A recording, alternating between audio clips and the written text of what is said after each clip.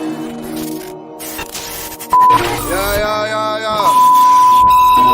about to go down on It's Your World Radio with your girl Lateka S Carter live. Lateka S Carter Show. Lateka S Carter Show. Lateka S Carter Show. Sit back, unwind, open up your ears, and elevate your mind. Show topics to educate you and to inspire your grind. We help you to stay focused and entertain your day with an hour of power to help you find your way. It's Your World Radio. Lateka S Carter's on a new platform where she educate, enlighten, entertain, and empower the audience worldwide.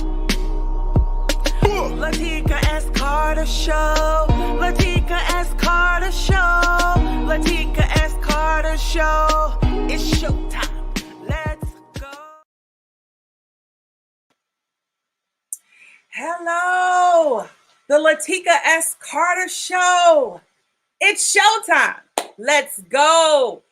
Welcome to the Lateka S Carter Show with your host, Lateka S Carter. We are in for another amazing show where we have a fabulous guest coming in, actually two, but right now we're going to bring in one of our main guests who will be sharing with us some definite concerns, ways to live a healthier lifestyle, even with COVID. And I do understand that COVID has been around for a long time. Like all of us want to give it the boot, right? We need that out of our lives, out of our homes, out of our district, out of our nation, out of our world. We need COVID gone like last year. Nonetheless, we do understand that we are all still yet experiencing when we have to go out. We're still experiencing having to shop, having to run errands. So we're still having to wear those awkward masks, social distancing ourselves, which I do like that, by the way. It just makes you wonder, how were we living before?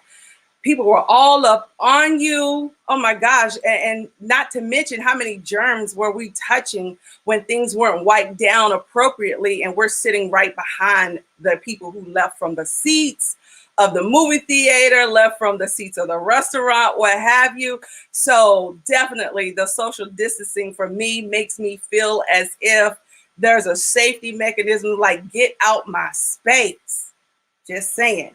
But I do understand that dealing with COVID, all of us are over. And most of us, I know we have, on my side, we've been affected with knowing people who have experienced symptoms, who have gone through a positive COVID testing and having to go through that horrible, horrible virus, not knowing what's going to happen at the end. And some of you, a lot of you, unfortunately, may have lost your loved ones or someone you know to this deadly virus. But we thank God for intervening. We are still here. God is still protecting us. And we have a beautiful woman, knowledgeable woman, intelligent woman at that, on getting ready to come on a virtual platform that will help us understand a little bit more about the virus, even when it comes to vaccines. She may not have all the answers concerning the vaccine. Please continue to follow up with your own personal physician.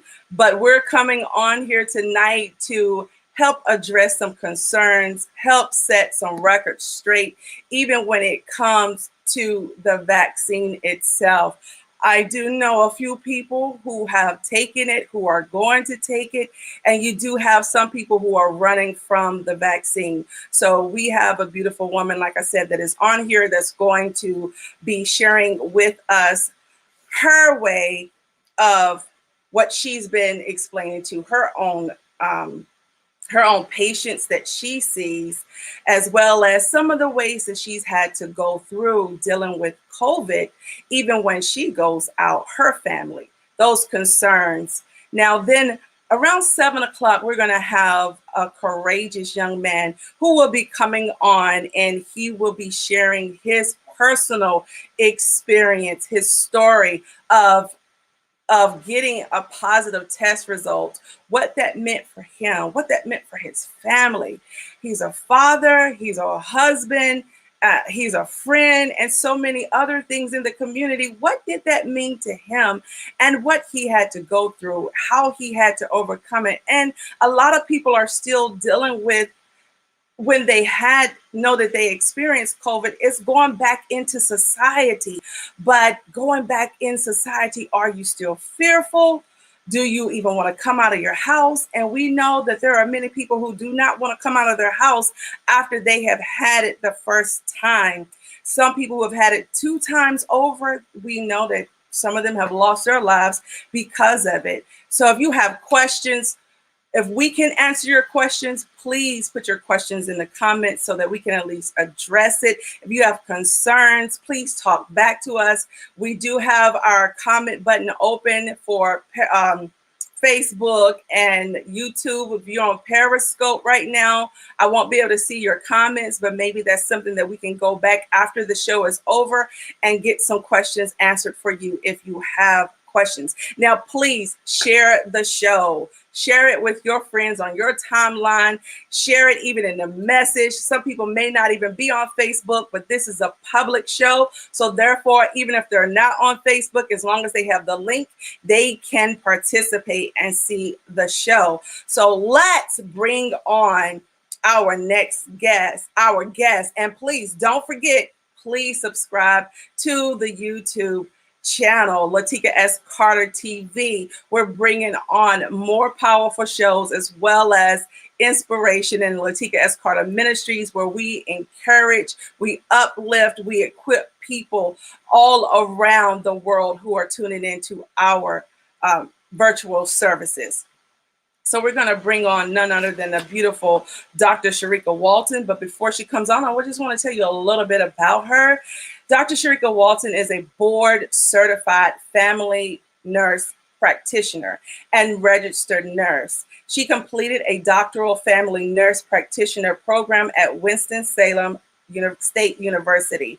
Dr. Walton currently serves in a role as clinical director and nurse practitioner at a free medical clinic in Charlotte, North Carolina. She continues to maintain her doctoral scholarship through her contributions as a peer reviewer for the public health journals. She is a wife, mother, woman of faith, orator, author, as well as an adjunct professor of nursing at a prestigious university. Let's go ahead and welcome to the show, Dr. Sherrika Walton.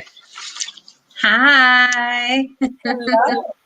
Hello. We're so glad to have you on here, Dr. Walton. Thank you for the invitation. It's an honor to be here. My pleasure. And as you can see, we have people who are already on here speaking, and they're saying hello. We're all of you that you continue to come on. And if you have questions, don't forget to drop it in there. Now, I introduced you with your short bio. Now, if you'll just fill the people in who you are in your own words. Who I am and what? Say that again. Your own words. I'm just a down-to-earth person. Sometimes I think because I do want to make sure that people are healthy, especially people in my family, I can be overwhelming with inserting my advice and trying to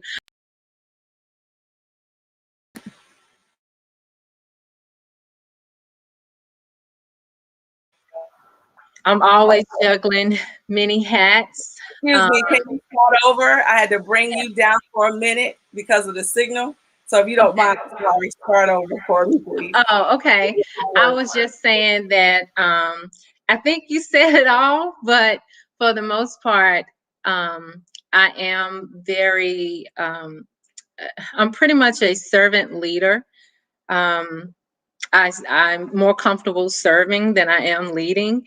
I am very, if someone has an illness or, if it's something that I can help someone with, I do try. I think I overwhelm my family members a lot of times inserting my, medical opinion about certain things. but it's all because growing up, living in an area where people didn't directly have access to health care, I always wanted to know the answer. I always wish that I knew how I could help someone who passed out in the church and other people didn't realize that they were in a diabetic coma. And, you know, I grew up in a church where we didn't have a telephone. So time was of the essence. So that really stuck with me. And then finding out also that my great grandmother was a midwife in a rural community, that let me know that the calling that I have and what's in my heart is very familial. So I'm the type of person also, I juggle multiple hats. I also teach nursing. As well as working in a dual role in the clinic that I'm in. And when other people ask me to do things in the community, I try to make myself available. But other than that, I'm just really a down-to-earth woman of God. Amen. I appreciate it for sure. Now, thank you so much.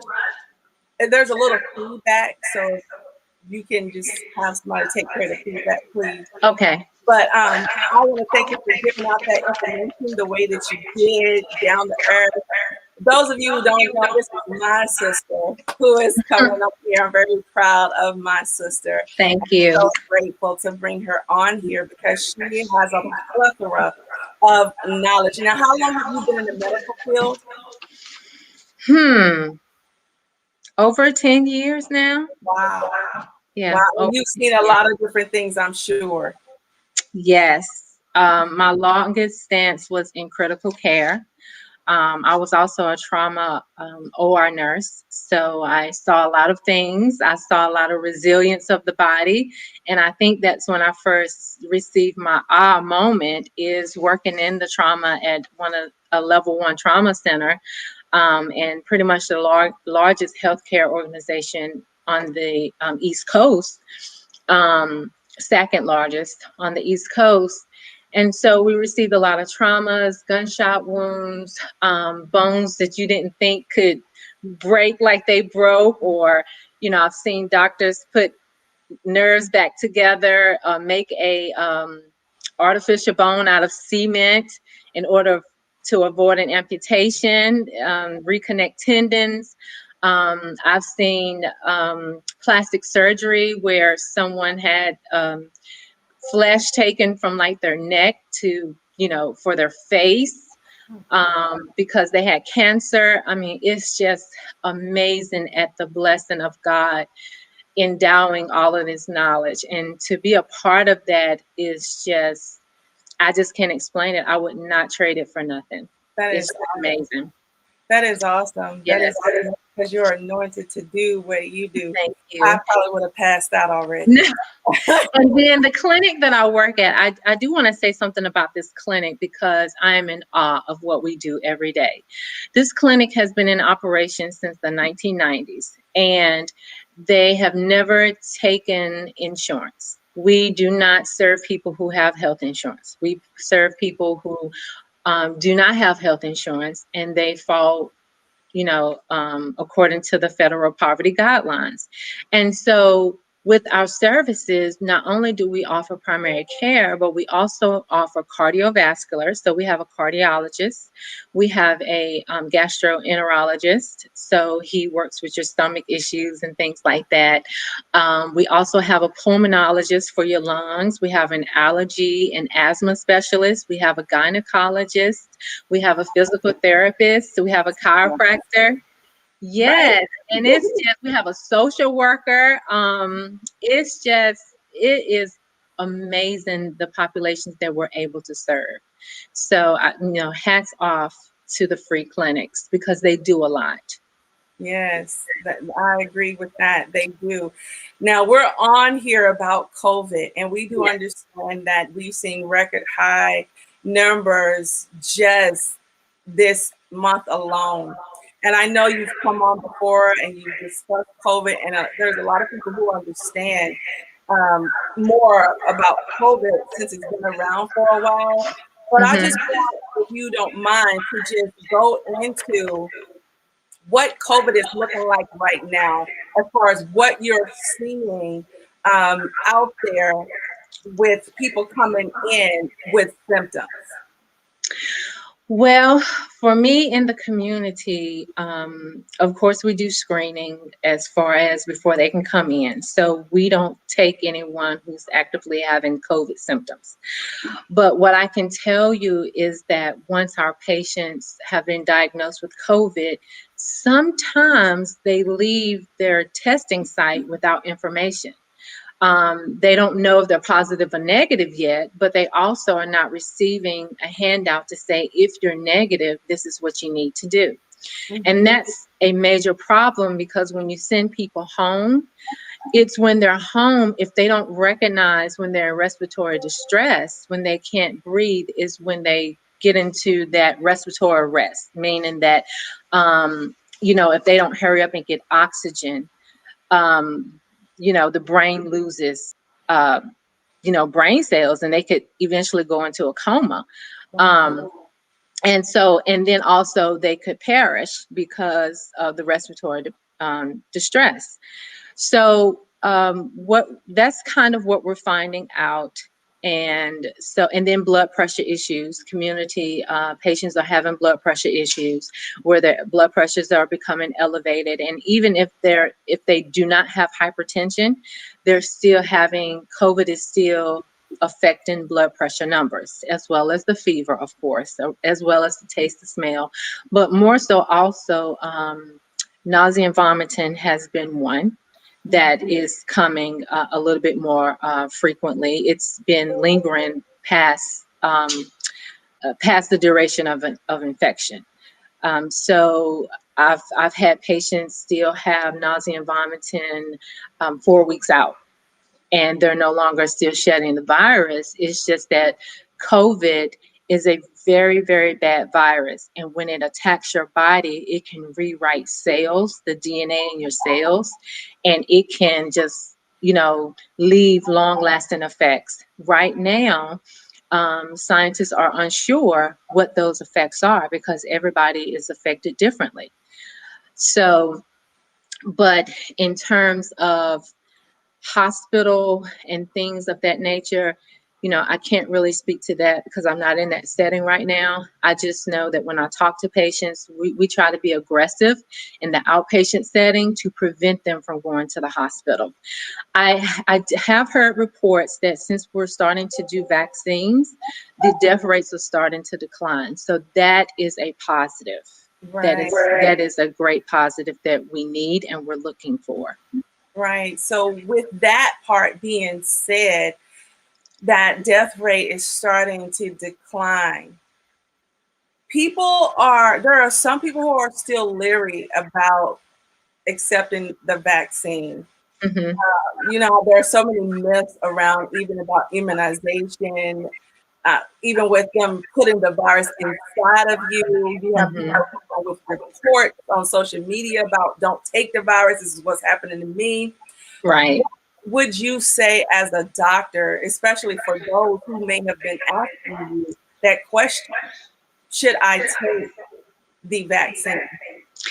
So this is what I'm going to say. Choosing to receive the vaccine is a personal decision. So I like to advise patients to know the risk and the benefits and make that personal decision for what they feel is best for them. One way that, if we're speaking scientifically, okay, because I also am a faith believer. So I do believe in God and I do believe in healing. But if we're talking about from a scientific perspective, one way to get rid of the virus is through what they call the herd immunity, right? And that's vaccinating, masses of people. Well, we're going to get immunity one of two ways if you think about it. Either you're going to get COVID and you're going to develop some immunity, although it's projected that the immunity may last only 90 days. We're right now unsure how long after someone is infected with COVID, how long are they still having those antibodies against that virus. So So either they'll have COVID or they will receive the vaccine. Okay. And so when you think about the vaccine, think about that vaccine being like any other vaccine, like the flu vaccine, the pneumonia vaccine. Same concept, nothing different. What we don't know when a person receives the vaccine is, do they already have COVID in their nares? Do they already have flu in their nares? Right? Nose, right? Right, your nose. I'm sorry. In your Yes, nose. yeah. In your nose. Right, because when you get a COVID test, that's where they stick the swab, is in your nostrils, right? Mhm. So no one, when they go to the doctor and say, I want my flu shot, but check me for the flu first. We don't do that. We just ask that you're healthy, be healthy, and make sure that your immune system is, as strong as possible. Because what happens is, when you're injected with that vaccine, there is a purpose, and the purpose is for your body to recognize that there is an antigen on board, that there is a bad bacteria or a bad virus on board. And the immune response in your body is to say, hey, we don't recognize you. You're not supposed to be here.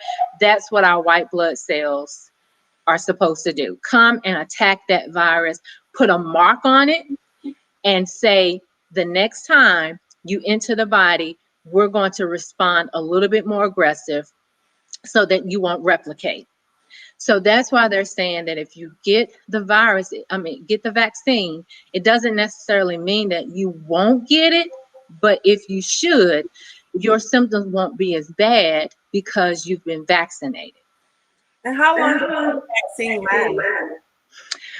Well, right now, the research is out on that. We're still new in research to figure out how long it lasts. And they just started trials last year, so they're still collecting data on that. But I can say that sometimes when people feel not so great after a vaccine, it's because of the body's response, which is sometimes a good thing. Now, you can have an allergic reaction, which your body just rejects it altogether, and that's not a good thing. Or you can have an immune response where your body is building immunity. And anytime you have that immune response, you are having an inflammatory response, where something called histamines are being released, and then they start to make you feel not so well. You might get a little fever, but that's your body's response to doing what it's supposed to do to protect you. And that's why the CDC is recommending that you treat your symptoms should you have an inflammatory response to the vaccine, which is kind of like a little mild side effect to the vaccine. And those could be redness and swelling in the site where you get the injection. Your arm could be sore. You could feel like you have a little fever, but surely the goodness, it would be that little, those mild symptoms would be better than having COVID itself. Wow.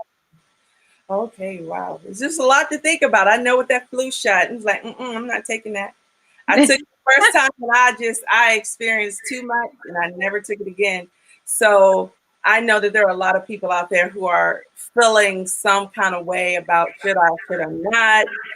We know this is experimental, but then when you if someone should develop COVID, it goes to that place of, oh, should I take it now? Right. Or not. Right.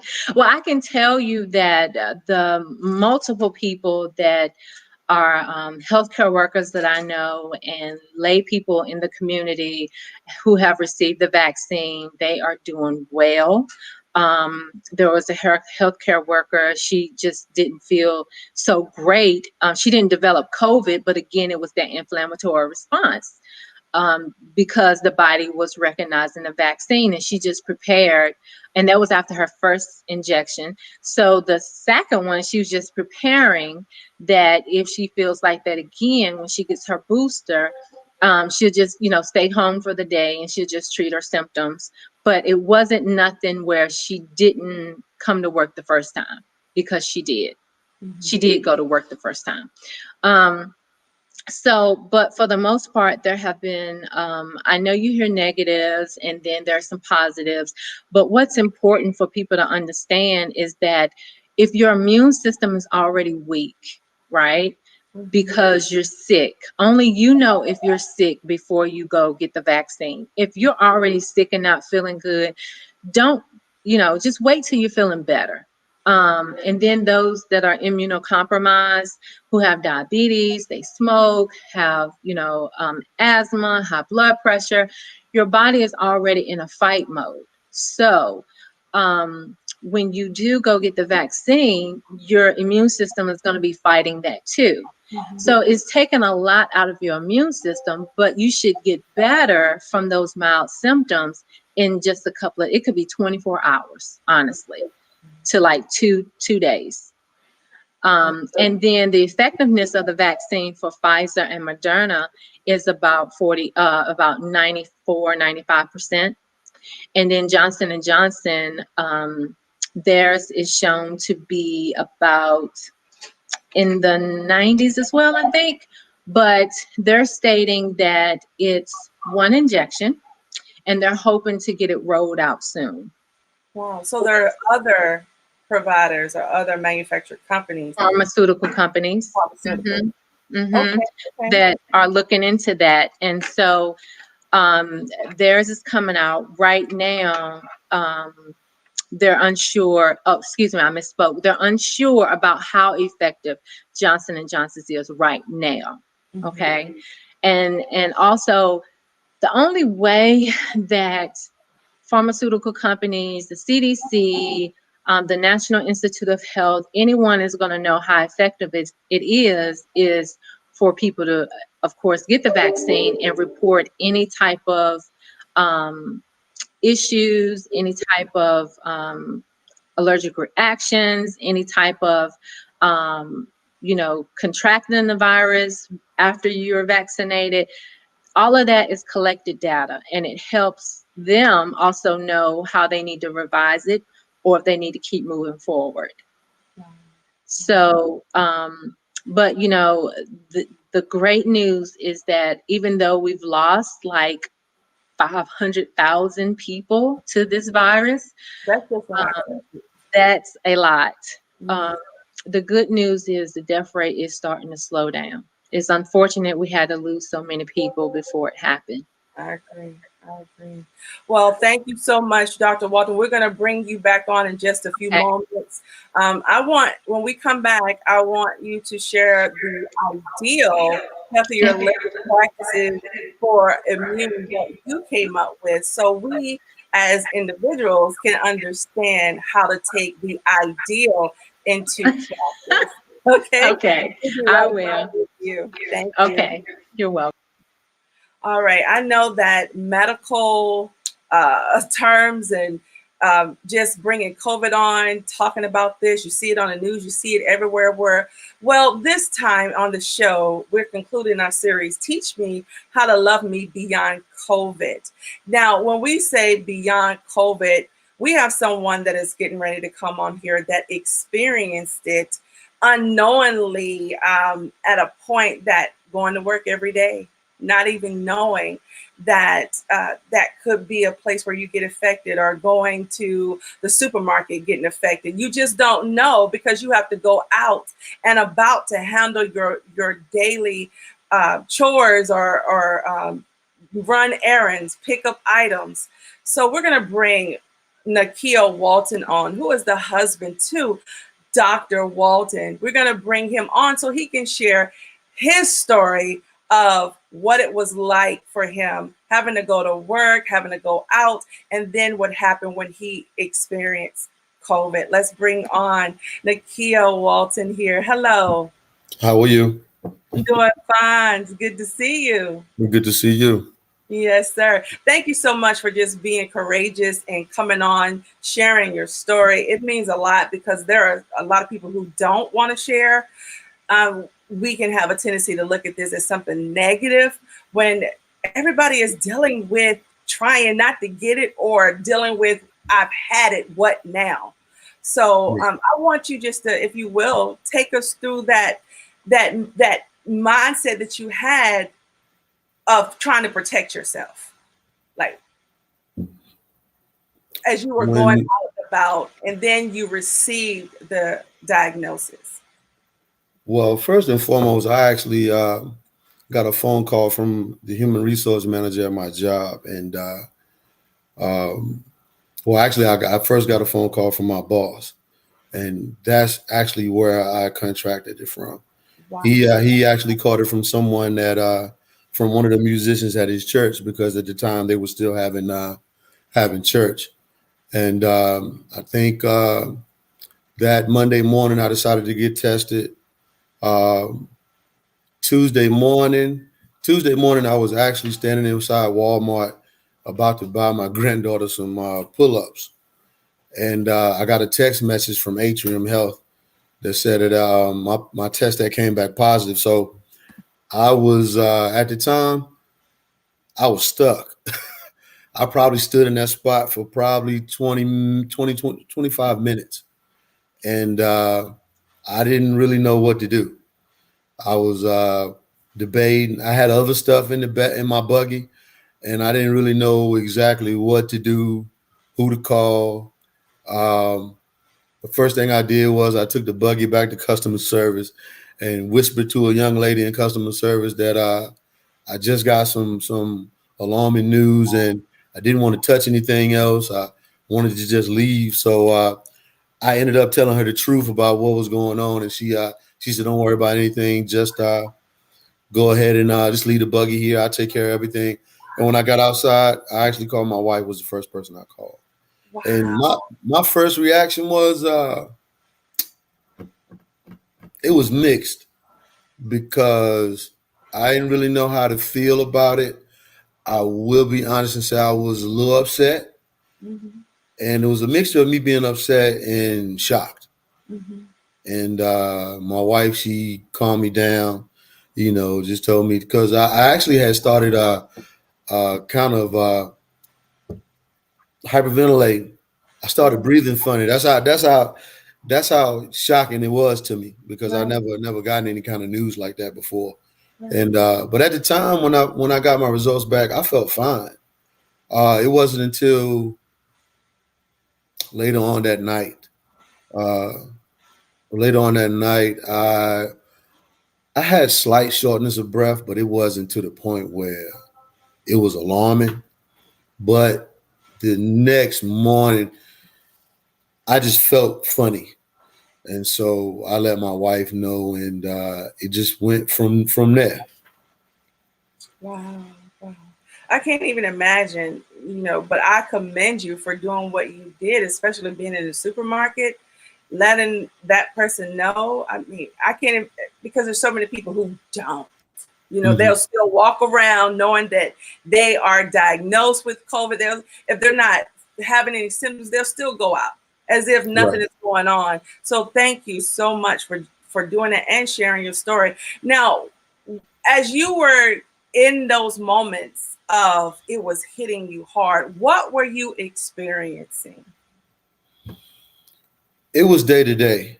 Like one day it may be a headache, the next day shortness of breath, the next day kind of like a fever.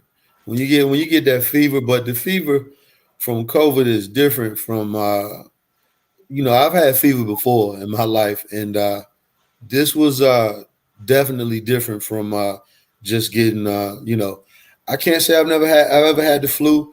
I've never had the flu vaccine, so I can't speak to that and say I know what that feels like. But this was different, and I was tired. Mm-hmm. I was there were nights where I was extremely tired. My headaches were different. I've had headaches before, but this headache felt like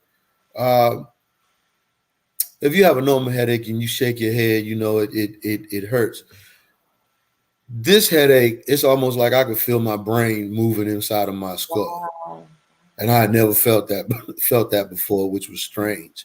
Mm-hmm. I never became nauseated. or anything like that. My blood pressure did get high, triple digit, over triple digits. So I'm still taking blood pressure medication currently. So um, it was just for at least 3 to 4 days. I felt bad. I felt bad. My when my smell left, that happened probably Wednesday or that Thursday, and you never really realize how your taste and your smell link up. They coincide with one another. I could breathe fine, but I couldn't smell anything, and it was just I had a crazy feeling. I was standing in the bathroom at one point, just spraying cologne and just anything that smelled good. I was just spraying it in front of my face, and I couldn't smell anything. So I, just That's crazy. started praying. I know that's right. So, what was it like being isolated because you have your family? What was that like? Because you still needed to hydrate. I'm sure you had to come straight home and, you know, go to wherever you were going to go and just stay there. Well, first and foremost, I had to give all credit to God. But number two, my family, my wife and my kids, they looked out for me the whole time. I probably was locked up in the bedroom for, probably about 7 to 8 straight days before I started feeling better. And I never left that room. Wow. And they made sure I ate. They made sure I had something to drink. I had, of course, I had all the things I needed to check all my vitals. Keep checking my vitals in the room with me. So without them, I probably would have ended up having to go to the hospital. Wow, that's amazing. That's amazing. Now, after you went through your stage of where you had to stay confined, what was life like for you after you got the green light that you were able to roam or move on out of the room? Paranoia, because I guess you look at it. I was doing everything I could before I tested positive to not test positive, and it didn't work. Somehow, some way, I contracted this from if it wasn't from my boss, I got it from somewhere. So you can wash your hands, and right now I wear a double mask everywhere, and use hand sanitizer whenever you go out and you have to touch different things. But at the end of the day, I mean, I really don't know how to speak to that, because I was afraid for a long time. I still am. When I go to Walmart or somewhere like that now, it's I don't really want to touch buggies and just different things like that. I'm hand sanitizer crazy now, to the point where my hands get ashy and I'm using so much of it. So it's it takes some getting used to once you test positive and you get better, because you fearful that you're gonna get it again. And I know people that have caught it twice, and the second time around wasn't as good as the first time. So I definitely don't want to catch it again. That's amazing, because there are a lot of people who just don't want to do anything. And I mean, just what really triggered that defining moment for you when you said, okay, I can't stay in this place because of fear. I got things I gotta go to work, I gotta take care of my family, I gotta do certain things. What was that even if it was an inner voice, if it was God that just spoke to you and say, you know what, you gotta do it? I guess you could say it was God, because I was scared for I say about the first month or so, when I once I got better. I didn't really want to be around nobody. I didn't want to, have. I don't really have any close contact conversations like that. Even at my job, when we have meetings and stuff like that, social distancing is always prevalent. But that's about all I can say is that one day I was like, I got to go to work because I was tripping about that too at first. I had a couple of meetings with HR and some of the people from upper management just to enlighten them, because a lot of times when we work, and I work in pharmaceutical industry, so a lot of times when we work for these big companies, a lot of times upper management doesn't take things like this seriously until they get it. And so sometimes you got to try to be political about it. You don't want to go into it and offend somebody, and that causes problems. But just speak to the right people. Pray and ask God, how to direct your path and give you the words to say to the right people. And right now we have an initiative going on with our EHS department to try to get better at not just social distancing, but how we as a company handle the COVID situation as a whole. Because before I got sick, we really wasn't doing any of that.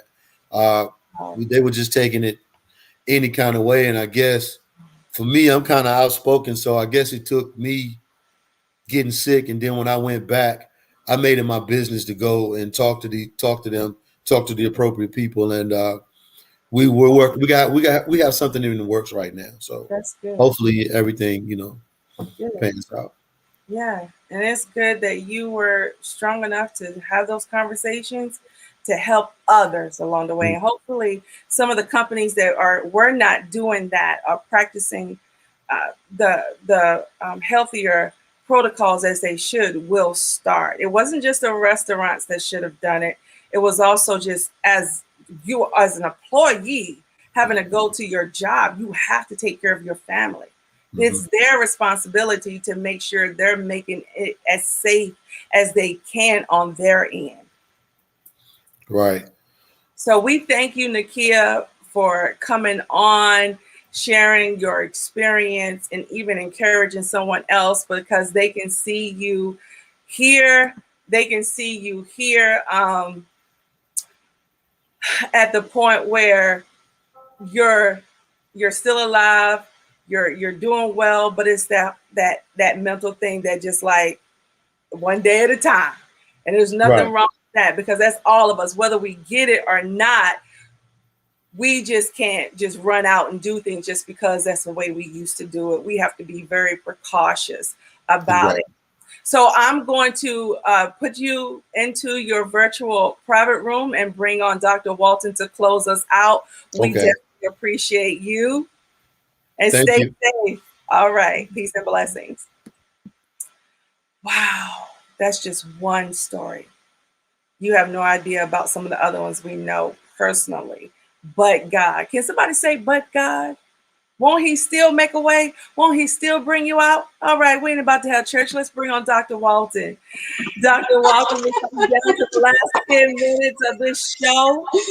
So, we have church. Yes, yes, we will. So I just thank God that he is here to be able to share his story, because there are a lot of people who can't or are not able to share their story, and they're still going through their own personal battles.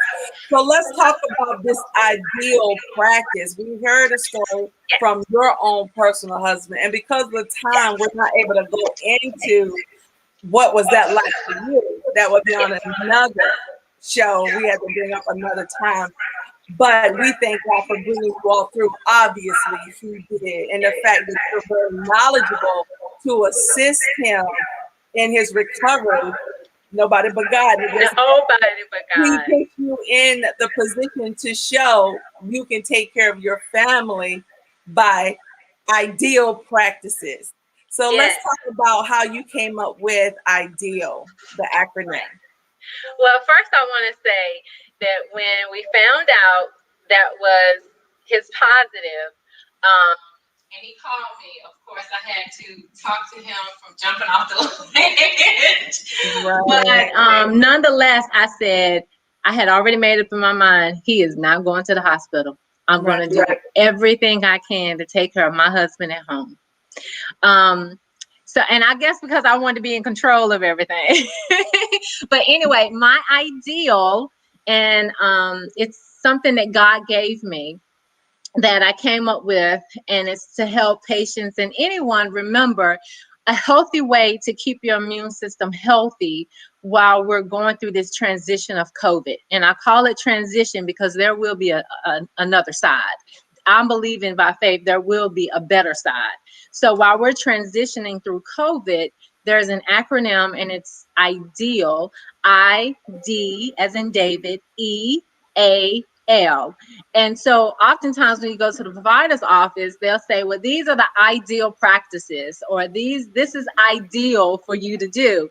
So with that acronym, first of all, it's the immune system. The I is the immune system. Okay. What is it that we need to do to help boost up our immune system and keep it functioning at its best? And that consists of our vitamins, our multivitamins. So vitamin C, vitamin D, vitamin A, vitamin E, even folic acid and zinc. All of those vitamins, some of them like the A, the E, the C, they have antioxidants, which is good for building up the immune system. They also work with other properties as well: skin, hair, blood pressure. Zinc is really good with helping to build up the immune system, as well as for colds. So people who do happen to get COVID-19, zinc is something that you want on board because it's going to help fight against that congestion, as well as your Mucinex. Also folic acid, that is really good because one thing that COVID does when it comes in is that it can rewrite the DNA in the cells and different organs that we have, whether it's our brain, our stomach, wherever. Folic acid is really good because it helps with DNA synthesis, which will help prevent that cell from getting damaged, things of that nature. Also, some of the food items that you can find these in is like your berries, your oranges, grapefruit, broccoli, red bell peppers, tomato juice, things of that nature. Vitamin D is found in like not just the pill that we can take and the sun. It's also found in certain foods like salmon, mushrooms, fortified milk, and cereals as well. So a lot of the things we eat, sweet potatoes, carrots, it's very healthy and it's for a purpose. Also, moving on to D, it stands for diet. What we want to do is, I've already listed some food items that are good, but more of a plant-based diet. Lean meats like chicken and turkey and fish is better than the red meat. The red meat has a lot of fat, but it also stays in your digestive system a little longer, and it can cause it to become very sluggish. And so we want to keep a healthy gastrointestinal tract, because one of the things that COVID can do is make people very nauseous, make them really, really nauseous, or they may have diarrhea. So we want to keep that healthy bacteria in the gut and functioning properly. Also, enough water and fiber intake so we can keep it moving in the right direction and not backing up our system. Right. And also the E is for emotional awareness. And when I think of emotional awareness, I tie in stress and social connectedness.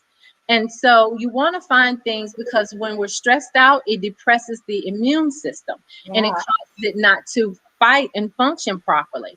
And sometimes, and when I say social connectedness, because even the Bible says laughter is good medicine. So when we're happy, we release good endorphins, healthy endorphins, right? When we take walks or we exercise, it releases endorphins, which keeps us in a happy place. And so when we have that social support, then that reduces the depression, which can cause distress and just make us not, can cause stress on our immune system. And then activity, we got to get moving. When we get moving, CDC recommends at least 150 minutes a week. And so you can break that up however you want to, and that's pretty much moderate intensity. So exercise. So that could be walking. It doesn't have to be, hardcore exercises. If you decide to do that and you do vigorous exercise, and then 75 minutes a week is what CDC recommends. But get something going, something moving, get back healthier. And again, I said exercise releases those endorphins. Also, lifestyle practices, which is think about how much sleep do you get?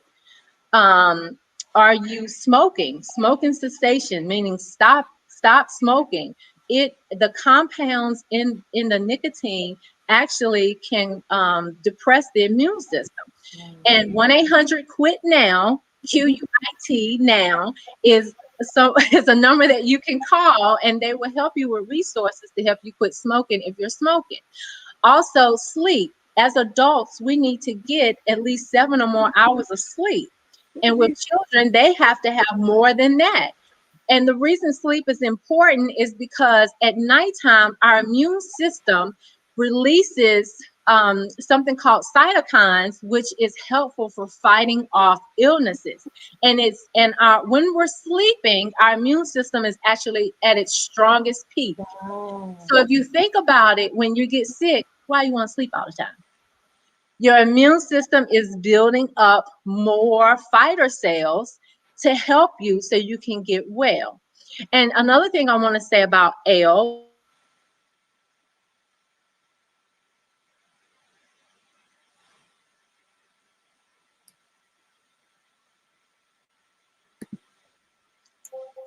Okay. with that, Yeah, go ahead. You said another thing you want to say about L? yeah, I stopped because I saw it. So another thing I want you to think about is when you're already sick and you're on daily medication, take the medication as is prescribed, because if you're already fighting diabetes or whatever the case may be, your immune system is already fighting. You don't want your glucose, your blood sugar levels to be out of control, because then that sets you up for other issues. You don't want your blood pressure to be out of control. We already know that COVID has an impact on blood pressure. So if you're not taking your pills like you're supposed to, and then something happens and you get COVID, then that's setting yourself up for a hypertensive crisis, which could lead to a stroke or a heart attack. And we don't want that. And other things, asthma. Okay, we already know COVID affects the respiratory system, you being able to breathe.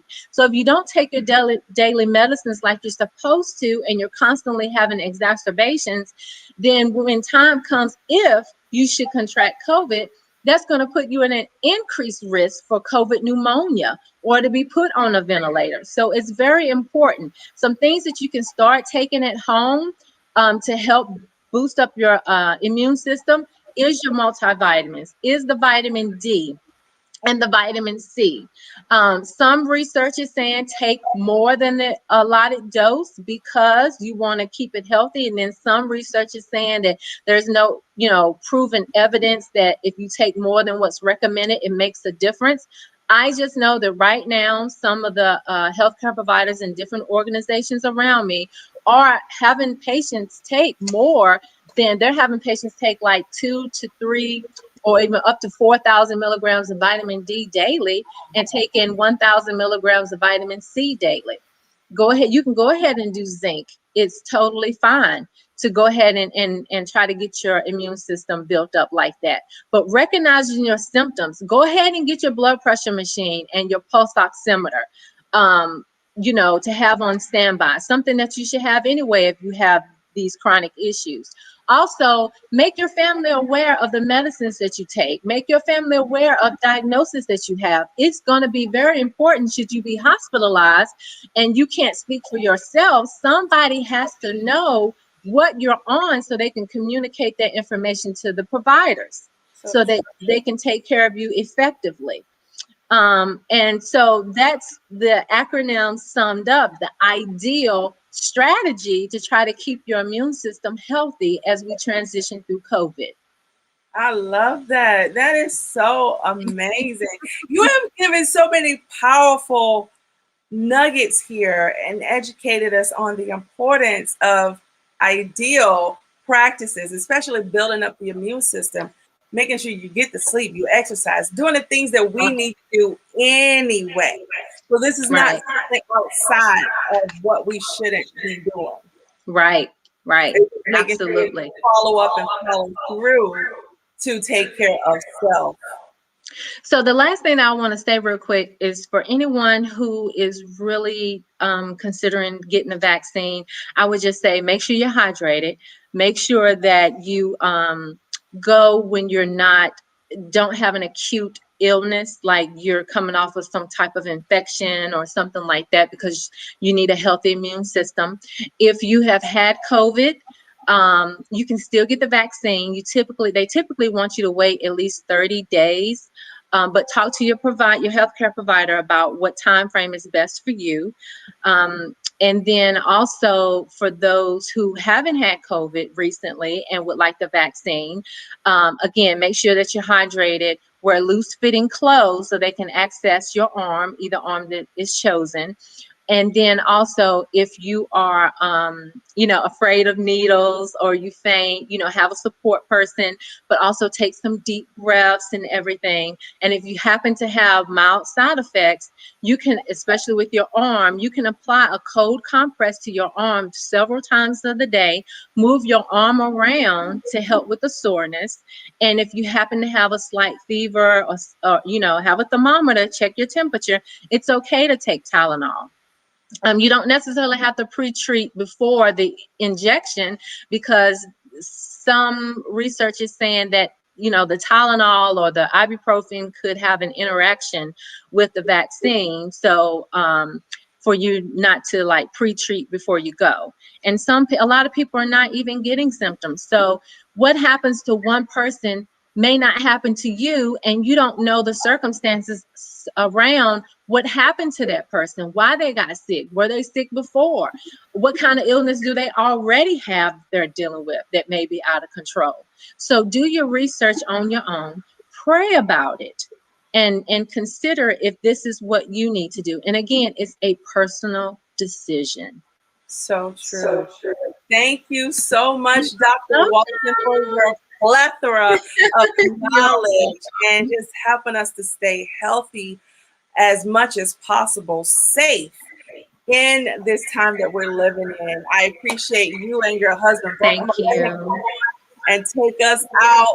Please, you all go back and hit replay and get a pen and paper. Share with your friends, your family, because he has given out some knowledge that has helped family members, our family members, stay safe while they get COVID. So this is not something that she's just making up. This is something that had to go into an ideal practice at the same time. So love you. Peace and blessings. Love you. All right, we're going to bring on Lateka Walton to take us out. He does have one last thing that he would love to share with us. And don't forget, I'll be back next Wednesday. We'll start a new series. Well, I don't know if it's going to be a series, but we're going to be talking about protecting my mental health.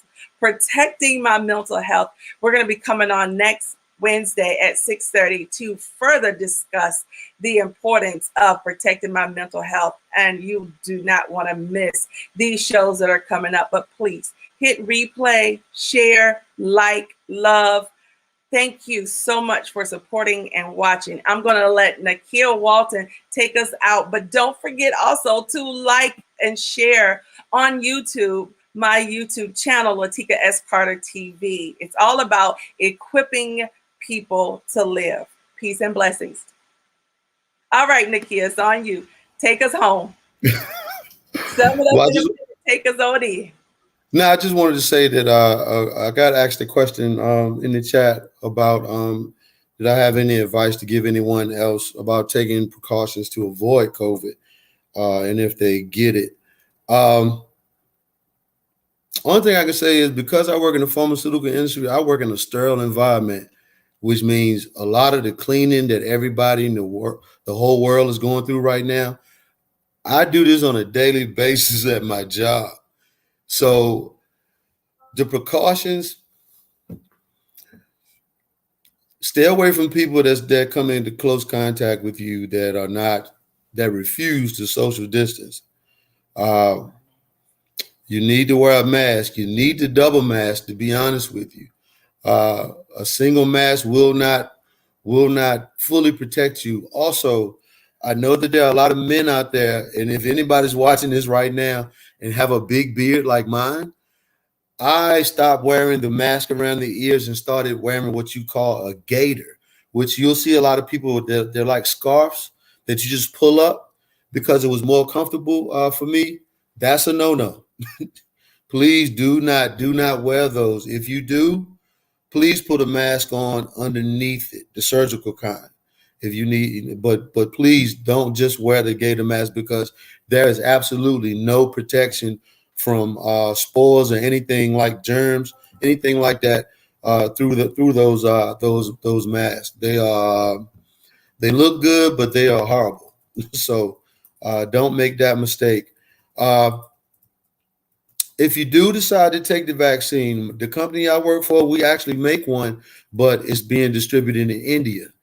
We don't make it in America.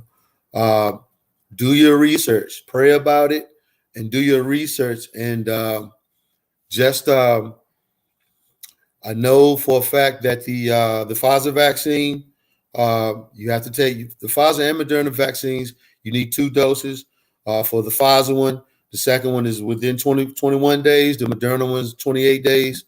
So just do your research on all the vaccines that's available to, before you decide to make a decision on whether or not you want to receive one of those. All right. Thank you so much for all that knowledge that you have given out. I have one more. Okay, sorry, go ahead. I asked to clarify the single mask because single mask does offer protection. So let me clarify. The one that I'm talking about, the scarf that you see a lot of people wear that you pull up, that is the one that is at the bottom of the list. Right. So if you're going to wear that one alone by itself, it's not going to protect you. All of the other ones, the blue ones, the surgical kind that loop around the ears. I actually found the gaiter mask on Amazon that come with filters. Wow. So they come with the carbon filters. So if you don't want to wear the ones that loop around the ears, they do sell the gaiter mask on Amazon, and they come with a pack of filters, anywhere from 10 to 15 filters. So you can change them up, you can put them in, but I still suggest that you double mask to add for added protection. Right, definitely. Thank you so much for being on the show, Nikhil Walton, and sharing the nuggets that you just gave out as well to help us stay as safe and protected as we can. We must do our part. So thank you for doing your part and sharing your story tonight to help others live even further. Have a nice night. You too. Appreciate you.